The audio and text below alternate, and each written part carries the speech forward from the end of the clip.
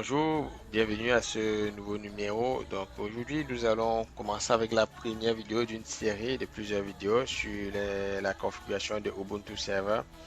Donc nous allons commencer tout premièrement par créer la machine virtuelle sur lequel le paramètre sur lequel on va déployer notre serveur Ubuntu Server. Donc on va aller avec la version 24.04 de Ubuntu, sur laquelle nous allons faire l'installation et la configuration de tous les utilitaires. Donc on essaie de l'héberger dans quel dossier. Donc là, il a déjà été créé. Super. Bon, on va prendre une machine de deuxième génération. Pourquoi est-ce que je reviens pour montrer ceci? Ubuntu Server 2048, ça devrait bien être suffisant. Donc, pourquoi est-ce que je reviens ici montrer comment créer à partir de VMware? C'est juste que il y a une option qu'il faut désactiver pour pouvoir permettre que ça démarre normalement. Pour pas perdre beaucoup de temps, parce que très souvent on a parfois des incompréhensions, des difficultés à implémenter certaines choses qui nous prennent beaucoup de temps pour comprendre une certaine technologie. Donc on va choisir ici le fichier ISO Ubuntu Live Server. Donc il ne faut pas confondre le desktop et le serveur. Donc là on va prendre le serveur. Donc on va poursuivre avec ça et on va finaliser là. Donc ça nous aura pris environ 2 minutes pour préparer notre machine virtuelle. Donc on va aller un peu plus rapidement à ce qui nous intéresse beaucoup ici. C'est pas la création de la machine virtuelle ou beaucoup plus l'installation, mais c'est beaucoup plus cette option là. Déjà, il faut ramener le nombre de processeurs à 1. Il ne faut pas saturer le processeur de notre serveur physique, de notre serveur hôte. Là, 2 Go, c'est bon pour la RAM. Donc, 1 Go pour un cœur de processeur et 2 Go pour la RAM. Au niveau de démarrage, on doit désactiver l'option Secure Boot qui est propre à, aux machines Windows.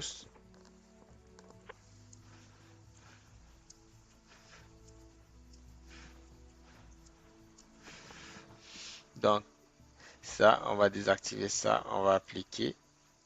Là, c'est bon. On va se connecter là, cette machine là, et on va démarrer l'installation. Donc ensuite on va voir comment est-ce que on démarre. D'abord on va mettre ça en rang. Donc il démarre encore. Donc là il faut choisir, on va choisir ça. Donc là il faut jouer au niveau de partitionnement. C'est un peu ça qui nous intéresse. Donc on va pas stopper avant de revenir, on va stopper juste pendant l'installation du Ubuntu Server. Et on va revenir juste quand il faudra appliquer les changements et il faudra redémarrer autant pour moi. Donc là, on va laisser faire, on va voir ce que ça nous donne. Donc juste pour précision, Ubuntu Server, je propose, on va l'installer en anglais, mais Ubuntu Desktop, on pourra le faire en version française. Donc moi, j'ai toujours une préférence pour les systèmes en anglais.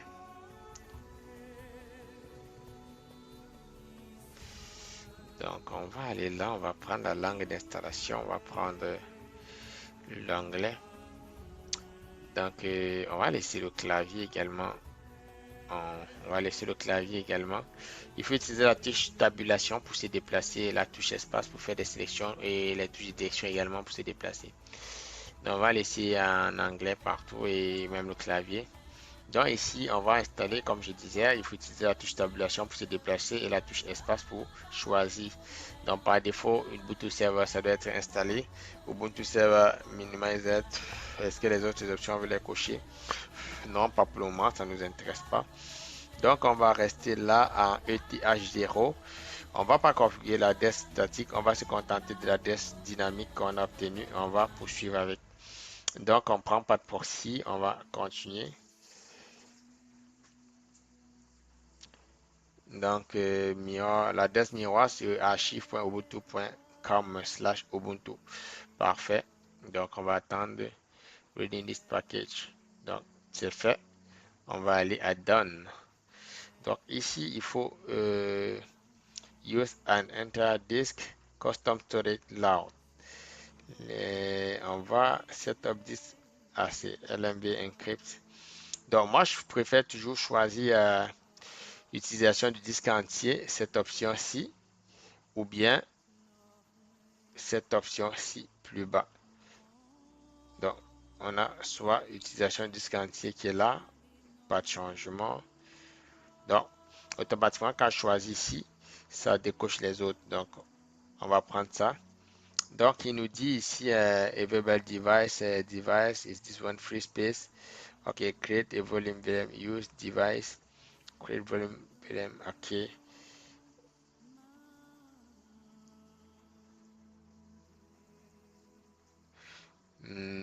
Fait system summary select a boot disk, mount a field at, ok, use device.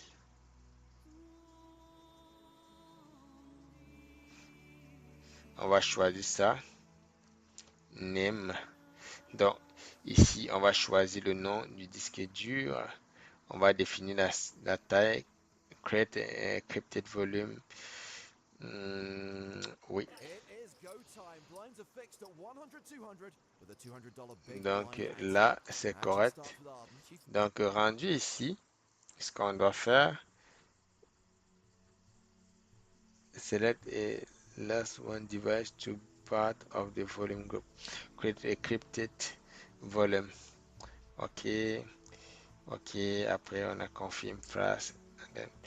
Donc, c'est pas ça, c'est pas cette option-ci que je voudrais. Use device. OK. Free space. Hard GPT partition.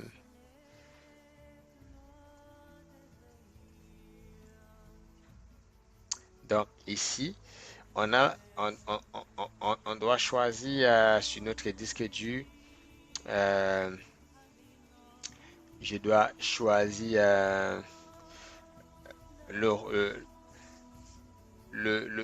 la racine en EST4.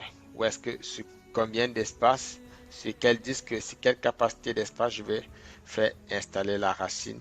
Donc, moi, je peux choisir de faire installer la racine. Par exemple, je vais faire installer la racine sur 30 gigas, par exemple, si je dis n'importe quoi. Donc, je dois pouvoir avoir mes 30 gigas là. Donc, c'est vraiment ici que c'est intéressant. Donc, si j'ai mes 30 là, mes 30 gigas, ça me fait 1024, 30 772. 720, 30 720. Non, il y a un truc qui cloche là. J'ai 30 720. Ça fait 30 gigas. EST4. Qu'est-ce que j'ai fait encore?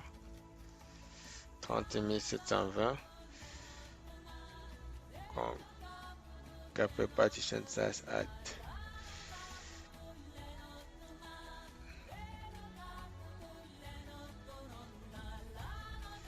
Ah oui.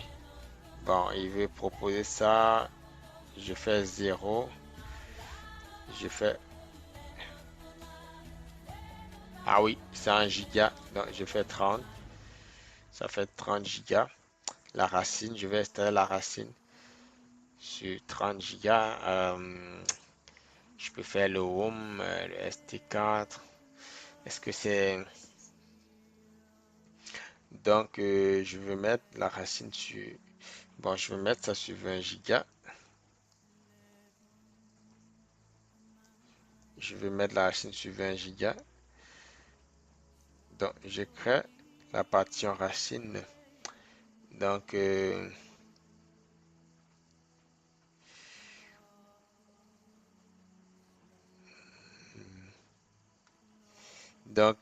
boot et le FI, automatiquement, ça crée 1 giga. Donc, ensuite, je peux venir ici. Je crée, avec le reste d'espace qui est là, je crée un espace swap et peut-être d'autres partitions de stockage que je voudrais. Donc, c'est un peu comme ça. Je voulais montrer un peu comment est-ce qu'on peut faire pour créer tout cela. Mais là, je vais pas utiliser ça. Je fais un reset et je fais un back. Et à ce moment, je vais demander d'utiliser le disque entier parce que moi, je voudrais qu'il me fasse une proposition. Donc, quand je fais ça, à ce moment, qu'est-ce que j'ai? J'ai la racine, il a mis 23 gigas. Le boot, il a mis 2 gigas. Le FI, il a mis 2 gigas. Et maintenant, l'espace disque qui est free, lui, il a mis Available Device, il a mis 23 gigas encore. Donc, ici, il faut retenir, contrairement aux autres systèmes de partition que je faisais avec Debian et Kali Linux, ici, Ubuntu dispose de son mémoire tampon différemment, de son swap différemment. Donc, c'est un peu ça la répartition qui a été faite. Donc, voilà ce qu'on a. On a 23 gigas. Ensuite, on a 2 gigas et 1 giga. Donc, le reste de l'espace est free. Donc, comme je dis, rendu à cet endroit, je préfère vraiment d'utiliser un disque entier pour pas avoir de oh, Ubuntu server, pour pas avoir de surprise.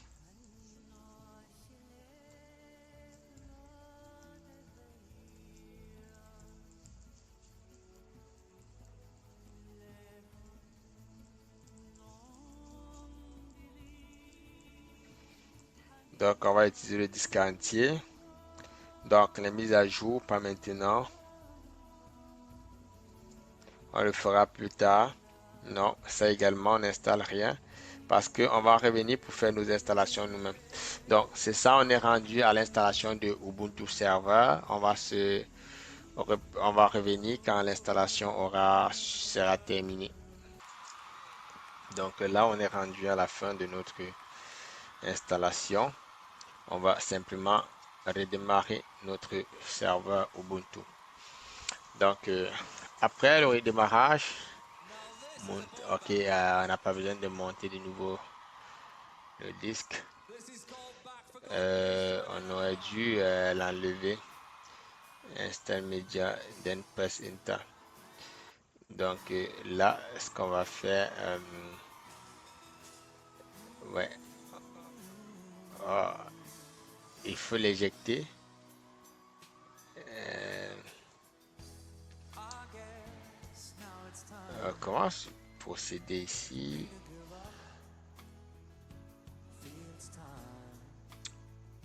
Donc c'est lui qui nous empêche de. Donc on va d'abord stopper celui-ci.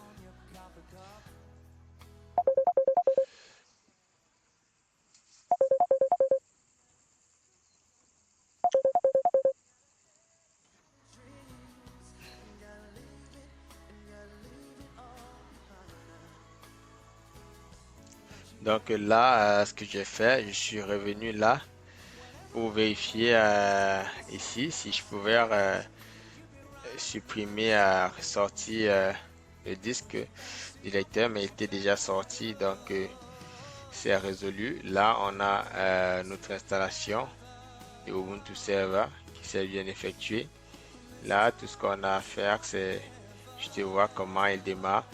Donc, on peut démarrer en TTL en console directement, mais on peut laisser également démarrer tout seul. Donc,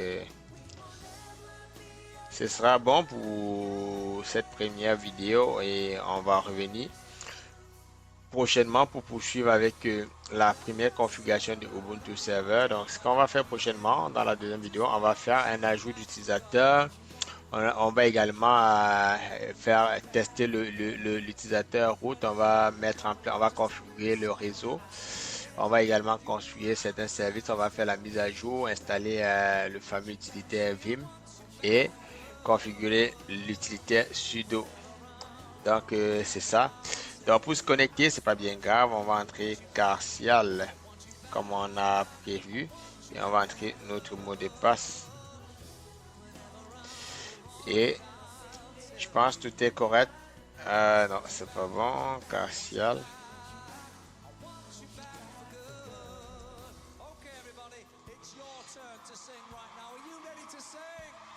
Superbe. Donc là, c'est correct. Donc on a notre Ubuntu qui est installé. On va se reparler à la prochaine vidéo. Merci et On se revoit à la prochaine vidéo.